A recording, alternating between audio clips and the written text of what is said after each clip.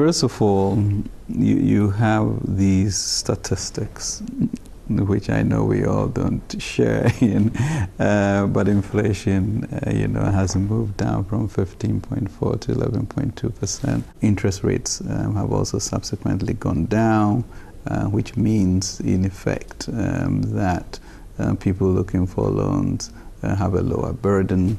But more significantly, recently, the Association of Ghana Industries indicated that their index of activity for the first time in over 24 quarters has actually improved. It means industry is working, it means people are less frustrated, there's a certain certainty that has occurred. President Akufo-Addo has said unemployment is perhaps a ticking time bomb for Ghana. What are you doing to give priority to jobs, especially for the youth?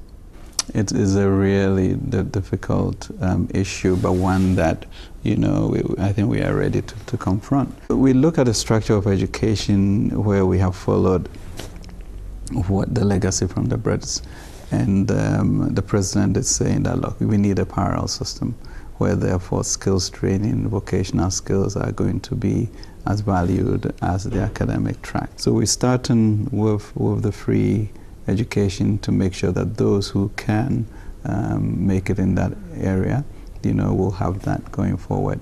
But also going to have a parallel run so that skills training and vocational skills will be necessary for what we have to do as a country.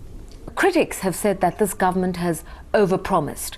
For instance, you have said you're going to build a dam in every village, that there's going to be $1 million spent in every constituency, one factory in each district.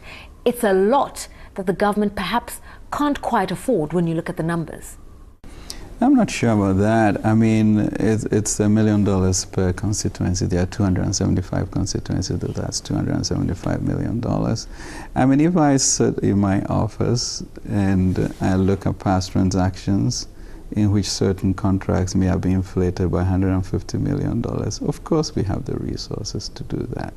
So the issue of value for money becomes something that we have to contend with. If we don't dream big and believe that we have the capacity to do that, we will always be foraging at the bottom. I think we have to have a sense of being eagles and not chickens, terra firma, and we can't do that. I mean, we keep boasting about African resources, natural resources being so much. How have we not been able to leverage it? So now you've outlined your priorities for the domestic economy. What about the international investors? Ghana is said to have a debt to GDP ratio of nearly 72%. That doesn't make the country look very attractive. We came into government in January.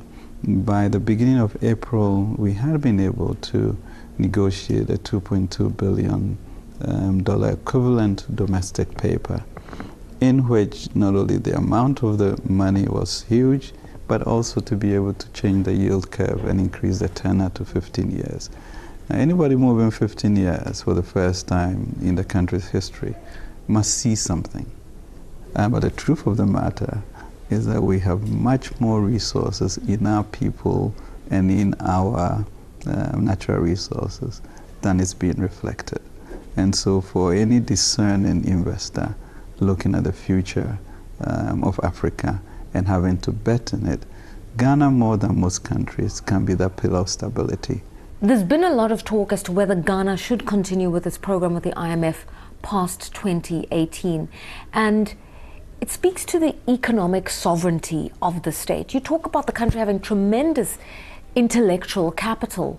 Well, how are you going to harness it in order to get yourselves out of the stranglehold of international organizations? What I keep telling people is that, the IMF, it's a contract that we are in there, but given the situation we inherited, there was nothing else we would be doing but to have fiscal discipline and consolidation as a matter of fact, and then find a way in which our taxation to production is leading people to get involved.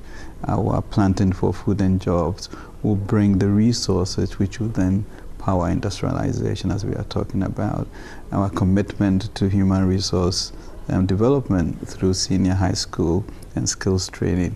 So we are building the mezzanine platform which will enable us to be where we are as a people. And I'm confident that by the end of next year, we'll be there. When you talk, I can clearly hear the investment banker in you speaking.